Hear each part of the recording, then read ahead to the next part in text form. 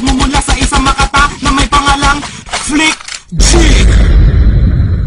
Sino ba si Flick G na madalas naririnig na kilala lang sa pangalan ng mga tagapakinig? Maraming di nakakakilala sa akin ng personal, na maging sa panloob pati na rin sa physical. Okay, sisimulan ko munang magpakilala. Ang tunay na pangalan Raymond Buen Suceso Rivera, taga Mandaluyong at sa Aurora, Baler, Sinilang. Taas noon na sa Republican ako nabilang, at nakasama mga malulupit kong idolo. Aking tanging hangarin ay magbigay ng titulo sa mga tinuring ko na aking ikalawang pamilya. Sila ang nagdugtong ng lupa upang makilala ang tao na sa radyo ko lagi pinapakinggan. Tinatawag siyang Denmark, isa ring Vatican. At yan ang kwento ng hiling taon ko sa pagkabinata, unang pahina at unang kabanata. Kung di mo pa ako kilala, pakinggan ang awit na to. Sa pagsabay sa himig ko, makikilala mo ako. Samahan mo ng puso ang pakikinig sa aking kanta. Isang tabi ang mga buot at buksan ang mga mata. Ilang taon pa ang binilang bago nila ako natuntun sa palatuntunang palupitan ng tugma at ang bugtong. Ngayon sa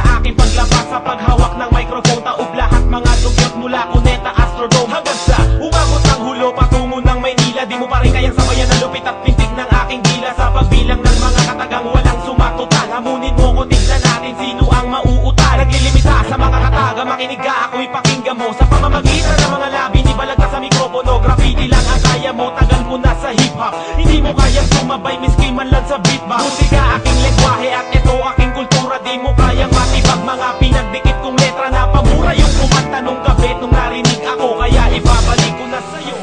Uunahin na kita, bakulaw na nuno, na kapag kumakanta, para ka lang puno. Ikaw lang yung rapper na sa mukha na buntis. Ikaw yung tinaguriang nagrarap na goldfish. Mandaluyong to tanga, di ito probinsya. Baka sa lugar nyo hindi uso ang siyensya. Mga puro low-tech, pati mga estilo. Pansin ko lang medyo kahawig mo si Baby Milo. Ang pangit ng iyong mukha, ba't di mo paritoke? Mas bagay ang boses mo, pre sa karaoke. Naaalala kita pag pagkain ko ay dilis. Papangitan ng mata, pasok ka sa Guinness. Para pumogi ka, eto tapa oho. Kung anong laki mo, ganun ka rin kabobo. Dinurog na kita, dati wag ka nang magpanggap. Nakita ko na si Shrek kung paano mag-rap. Isusunod ko na ang grupo na puro forma, na ang mga itsura mo kang mga tinorta. At pwede baboy sabog, wag kang magsa-side view. Napaghahalataan kasing meron kang swine flu. Anak ng teteng talaga, sumabay pa sa krisis. Ikaw yung rapper na may tuberculosis. Ang sarap mong pukpukin ng bote ng Pepsi, kasi pag nagra-rap ka parang may epilepsy. Halos lahat ng kanta nyo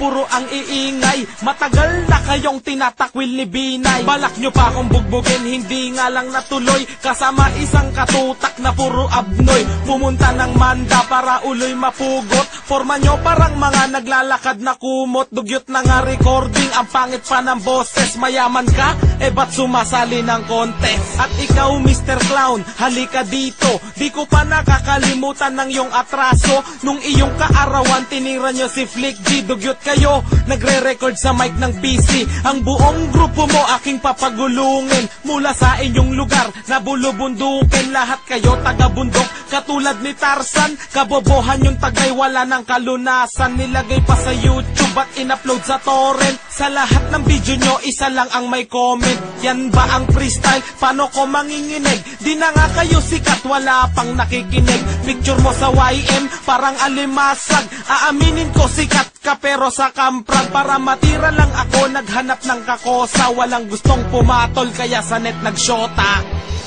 Flick G, ang alamat na hanggang ngayon ay nabubuhay. Ang tulang na isusulat ko, saan ko daw nahuhukay. Ang patunay ng kahusayan ko'y babakat sa tenga mo. Walang nabuhay sa inyo, natatapat sa pwersa ko. Taobang yung galing, kung hambog ka pa sa hambog. Di ka malupit kung letra mo'y di nagpasabog ng pantog. Kung babuyan ang gusto mo, tayo'y magaguhan na lang. Bantog na ako't lahat-lahat, ikaw baguhan pa lang. Kung wala kang respeto, isa ka sa kalaban ko. Yang utak mo, 1% lamang nang nalaman ko. Ano ang nalaman mo at nagyabang ka pa sa akin? Gamit bersong pangbano na matabang pa sa hangin. Utak mo na alanganin sa iyong pangit na konsyerto. Sa tula ko para ka lamang nag-jacket sa disyerto. Dama mo ang init parang humiga ka sa bubong. Magdasal ka na kapag ang kilay ko'y nagsalubong. Ang alpabeto ng mga katagang hinimay ko at binalabag. Ibinalibag ko ang mga kalabang di sa akin makatibag. Isa kataga ko lang ang katubas na mga obra mong mahaba. Gamit ang bilang makamandag na may lengguwahe ng makata. Alpabeto ng mga Talagang hinimay ko at pinalabag, ibinalibag ko ang isang mahata na walang habag sa katawan. Di tulad ng mga tangang walang tatag sa hatawan. Walang bakas ng pagkatalo, ni bahid ng pagkadungis. Ang talas sumisigabo, nagdaig ka matutulis. Ang talim ng dila, halos ako'y pinapaging banal. Mga henyo sa harap ko, sakit tila naging hangal. Magpapatama ka na lang, may maiilagan pa. Katangahan ko pa lang, katalinuhan mo na. Mga makakapalang mukha, ba't di kayo magwawaygang? Dumudura ako ng tula habang sayo ay laway lang. Di kayo katulad naming respetadong konektado. Biglang sulat pero parang kabisadong kabisado. Mic sweet, nagkonekta simula pa nung umpisa. Mag-aangas ka sa aming shit, eh kung suntukin kita, dapat sa inyo'y lunurin sa dagat Pasipiko. Kayo mga alay sa kultura at mga parasitiko. Isa ka ba sa mga tigas na aking nadisarmahan? Lumipad na batayog tapos ang bagsak ay labis karma yan. Artist ka pa yan, sa tunog na pinipingata. Baka isampal ko sa mukha mo yung kantang Pilipinsyapa. Pinig mo ang ugong mula, alapang to kabanatuan. Hihitin mong prominente pa sa pamilyang ampatuan ng pamilyang sintatak ng utos ni Barack Obama. Totoy pa lang kayo, kami ang mga parakumama. Kung tumira ka, ano ba naman to? Para tong bata, ako ba ang punterya? Tanginan to, wala kong tama. Aasinta ka, pakigalingan mo ang iyong pagsipat, tapos umaasa kang darating ang iyong pagsikat. Nagrarap ako dahil sa landas na napili ko. Sa madaling salita, sinusunod ko ang sarili ko. At ang dangal ko di hamak na mas triple. Kung bibilangin, di nagpapakapadoy dahil sa pera. Nila na pinataupo gamit aking kamay. Lahat ay pinagulo ko sa sahig na o gamit aking taglay. Natalentong gamit ko sa aking pakikipagsagupa. Di ako tulad mo na madali mamulong kapag nilapag sa lupa. At pakinggan mo bawat ka na ilalabas ko at sabay huminga ka ng malalim dahil kahit na sumabay ka pa para yun ay huli na. Ang lahat dahil di mo ko kaya lapasan na taas na pangarap mo, hoy. Kung pataasan na lamang ang laban na nasa baba ang pangalan mo, boy. Hindi pa sapat ang mga paghinaw upang ako'y pabagsakin. Di ako tataglan ng mga banat pag ito'y walang diin. Bigyan na pansin ang bawat nataga sapagkat walang kasing bigat. Kaya mo ba talagin ang mga salitang pagbanat ko'y warak? Ang lahat ng mga dinaanan sa pagbigay ko ng bira. At para ka lang isang pakutok na nagkulang pa sa pulbura. Ang mga liriko na nilabag mo ay akin na lamang inangaratan. Subukan mo kalabanin na malaman mo na luluhod ka sa aking harapan. Ano namang ipagbanggaan sa'kin? Sino mang kumontra at sumanong at ay gagapang sa'min? Di ko na pinapatulan ng mga nagpapansin. Kumuha ng aking atensyon, lumayaw na sarap yung mga tangan nang naturuan namin ang aming leksyon. Talasan mo ang paningin sa lagi ng mga tirang biyasa. Palitan ng mga utak ng mga tanga, tanggalin ng mga tilang pinasa. Inaantok ako sa mga to, mga tangang di makaintindi. Hindi ka makatang magaling, kundi makatang makaririndi. Ano man ang mga musikang pinakikinggan mo? Akin na pinag-aralan na ikaw miski magulang mo.